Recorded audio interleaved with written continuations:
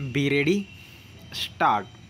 पाणी टंचाई संदर्भात मे महिन्यात राज्य शासन प्रसिद्ध करणार असलेल्या श्वेतपत्रिकेत पाणी पुरवठ्याच्या योजनांसाठी आजपर्यंत केलेल्या उपाययोजना, त्यातील दोष व पाणी टंचाईचा प्रश्न कायमचा निकाली काढण्यासाठी करावयाच्या उपाययोजनांचा समावेश करण्यात येणार असल्याचे माननीय ग्रामविकास मंत्री यांनी एका बैठकीत माहिती देताना सांगितले. श्वेतपत्रिकेत समाविष्ट करण्यासाठी सर्व लोकप्रतिनिधी, तज्ज्ञ व संबंधित शासकीय विभाग यांच्या सूचना व अहवाल मागविण्यात आले आहेत. परिच्छेद.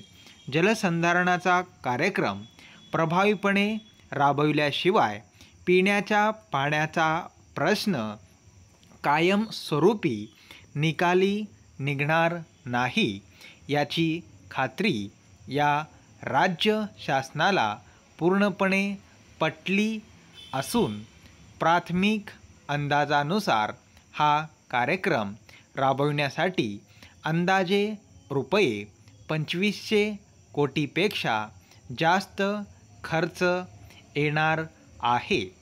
त्यासाठीच जलसंधारण कार्यक्रम टप्प्याटप्प्याने राबविण्यात येईल. परिच्छेद.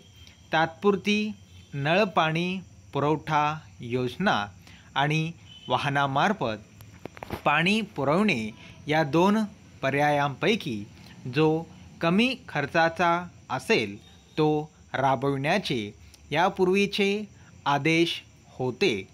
पण आता तात्पुरत्या नळपाणी पुरवठ्याने जर प्रश्न सुटणार असेल तर तोच कार्यक्रम राबवावा असा निर्णयही शासन घेणार असल्याचे देखील माननीय मंत्री यांनी सांगितले.